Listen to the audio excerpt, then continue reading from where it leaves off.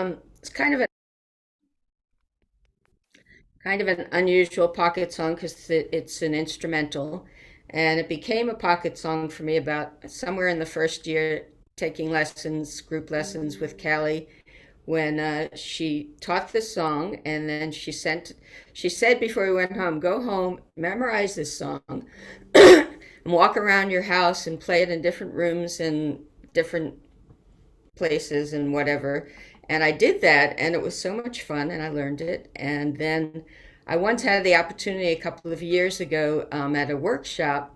It was a workshop put on by Jason Arimoto, which some people here know, and it was in a Japanese garden in the valley, in San Fernando Valley, and we walked around the gardens just playing ukes, and then there were workshops, and then at the very end there was an open mic, and at the very end of the open mic I got brave and I played this song and it worked. So that's what I'm playing, and it's actually Pachelbel. If you want to write down the chords, it's really easy. It's C, G, A minor, E minor, and then F, C, F, G. And you just repeat that over and over. So here goes.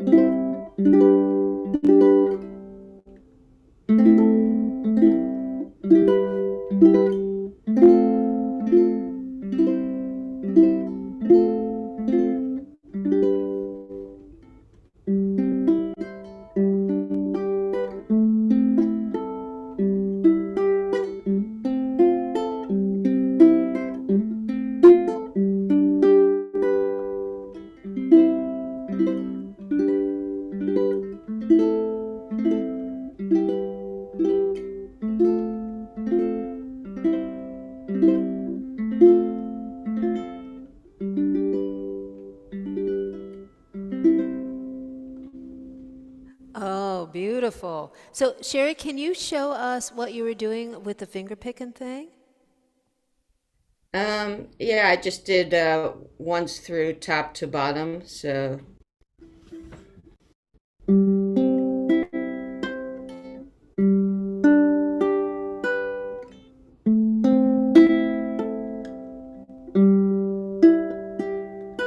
or you can do it twice and it works too.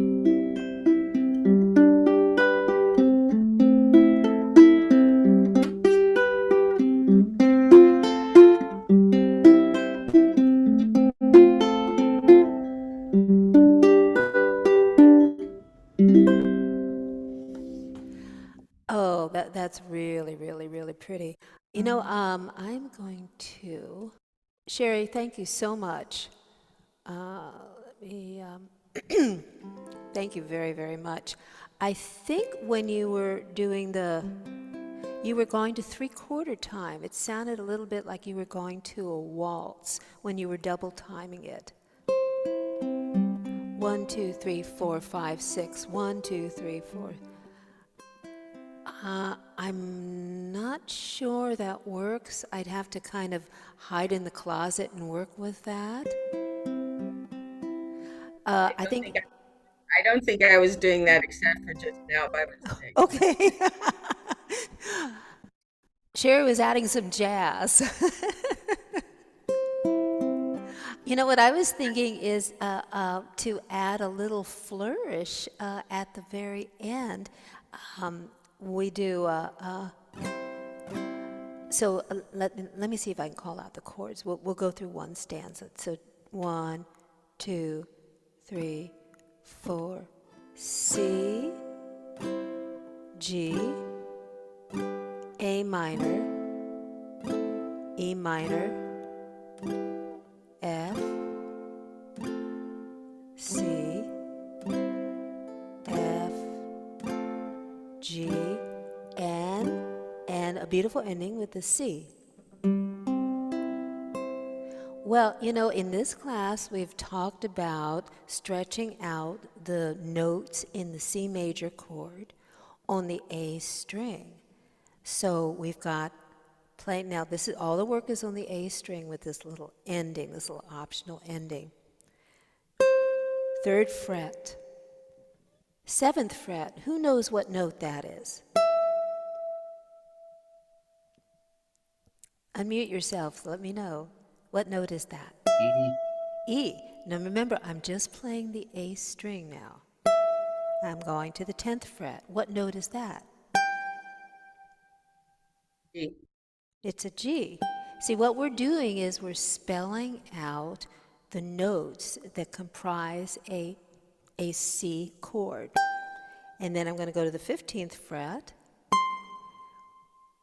What note is that? C. It's a C. So we're going C, E, G, C.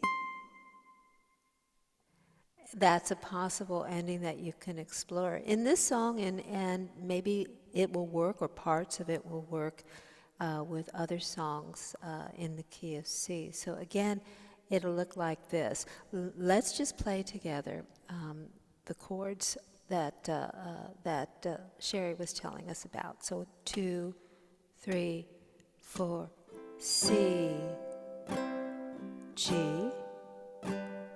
A minor, E minor, F, C, F. Now I'm going to slow down because we're going to end it. And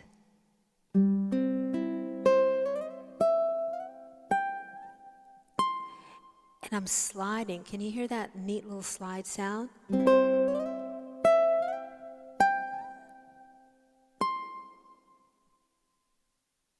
Let's try it again one more time, just that ending. 2, 3, 4.